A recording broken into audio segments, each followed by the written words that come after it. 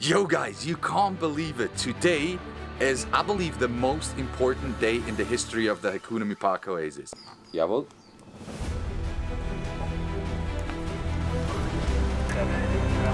So you'll have the double cap and the single cap in here. You guys know about the Live Wild area. It is ready, it is approved, and we're finally gonna move the very first 2 lines of the Hakuna Mipaka Pride into the Live Wild area today. I think it's the biggest milestone we're setting now. I'm pretty nervous, to be honest, but I'm super excited about it as well. Follow me along the way and it's gonna be an exciting and incredible journey.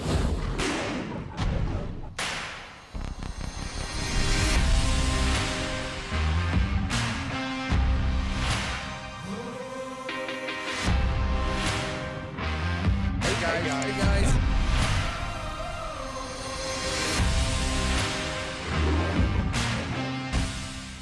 The world knows me and Hakuna Mipaka for the educational and inspirational animal content. For example, the videos with JJ and Momo, Chucky the hyena, with the Cheetah brothers, and of course the entire Hakuna Mipaka Lion Pride.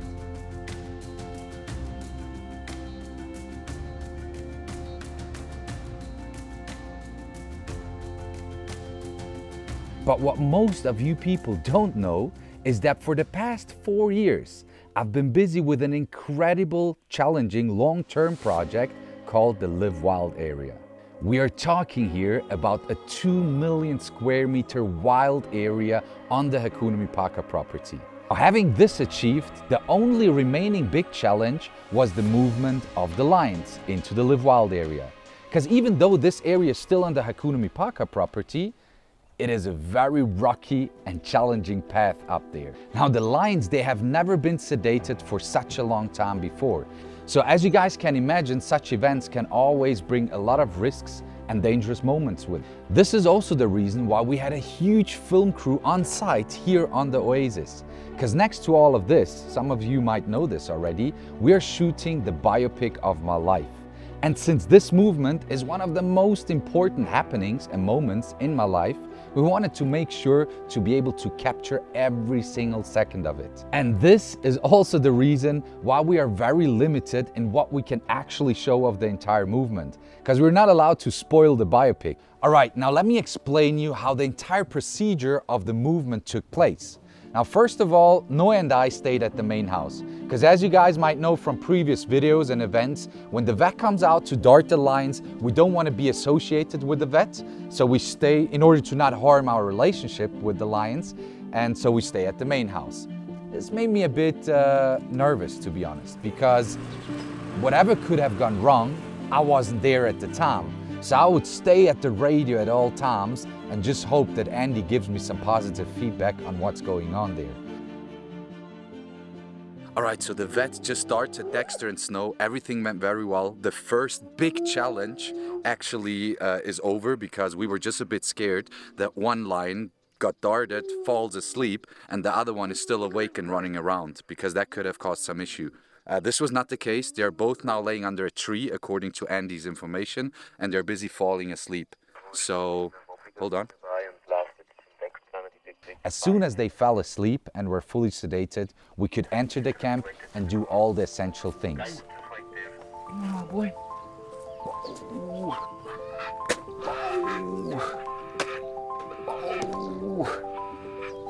Okay, I guess he's asleep.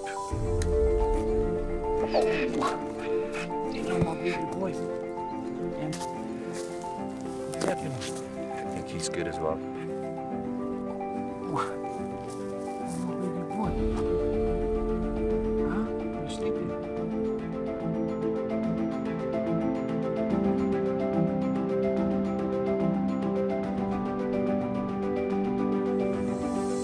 That was also the moment we used to take close-ups of all their attributes. All right, we are now doing the close-ups of all the attributes a lion has. Speaking about claws, speaking about teeth, speaking about the spiky tongue, to just create the connection to our actual mission of inspiring and educating people about this beautiful species. And on the other side, with the whole vet team, we had to put them on a drip, we had to remove the darts and just prepare them nicely in order to be able to transport them to the Live Wild area.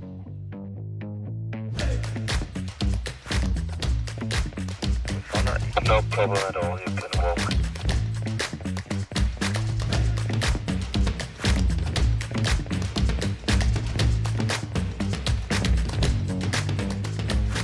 So once they were loaded onto the truck, we had a huge, bumpy and challenging and very steep road ahead of us. So we had to really go very slow in order to not harm the animals, but also not get stuck somewhere. All right, we just arrived in the management camp of the Live Wild and gonna drop the first line off, which is gonna be snow. We dropped the lions, and before we gave them the reverse drug, I decided spontaneously to allow all the workers to quickly put their hands onto the lion, maybe touch their paws, touch their claws, to get a feeling for what that animal is. I mean, they see them every day, they cannot interact with them because the lions are pretty much wild. The only ones interacting with them is myself and Noe. But still, the workers, they feed them, they make sure the camps are clean, they make sure the fencing is good. And you know, everyone associated and working in the Hakuna Park Oasis does it for the animals. So I felt like that's the moment they need to be inspired and drawn into that beautiful, inspiring, amazing and overwhelming energy of lions. All right, so at the same time, we're gonna vaccinate them now and give them something against ticks. And yeah, that's what we're basically doing now. Slow up. Yeah, 3, 2, 1, go. Keep rolling. Up, up, up. More. Yes. Good job. And now all the way to the other side. Come out there. Yep.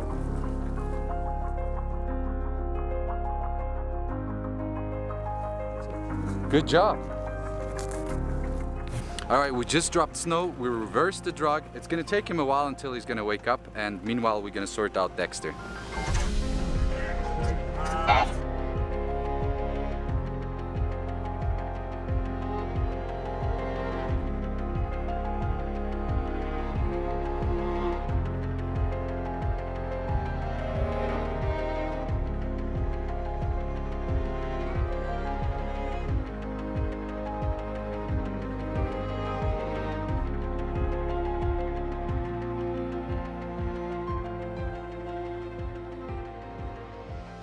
4 years ago, I decided to dedicate this area entirely to the lion pride in order for them to be able to live a life as wild as possible, even though they are born in captivity.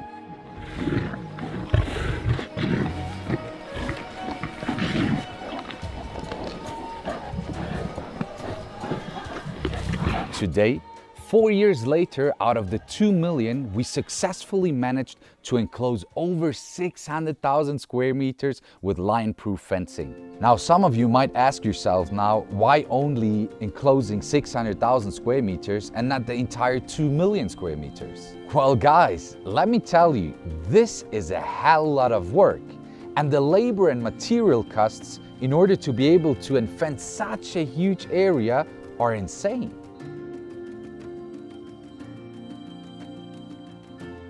So due to the pandemic, the donations haven't been coming in really well over the past 2 years.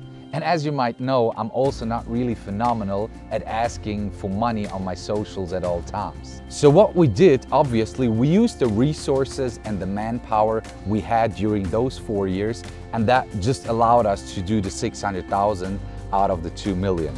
But as I said before, if we manage to get more donations in and create additional income sources, we'll gladly extend it. So if you feel like supporting the Hakuna Park Oasis or helping us to extend the Live Wild area, myself, the entire Lion Pride and all the other animals here in the Hakuna Park Oasis will be incredibly thankful for a little donation.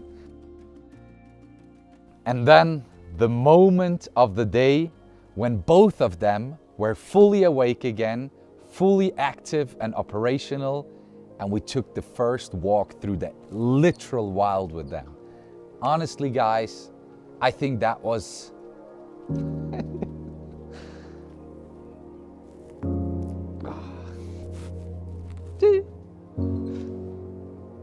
yeah. That was amazing.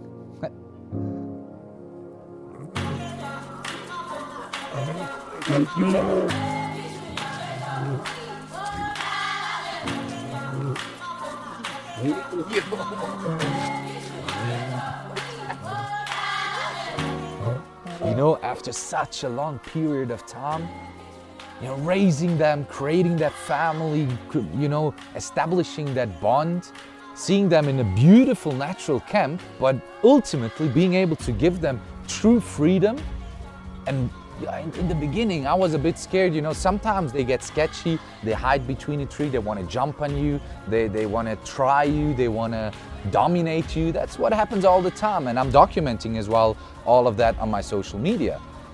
But this time, when we exited and when we entered that basically the Live Wild area, it was insane. We moved like a brotherhood, like a group, like a family. Once Dexter took over the lead, then I took over the lead, and there was no vibe of I want to dominate you or I want to jump on you or no sketchy things. It was so beautiful, and I think I've never felt that feeling before. And I spoke to Noah as well. He felt the same way, and yeah, that was really beautiful.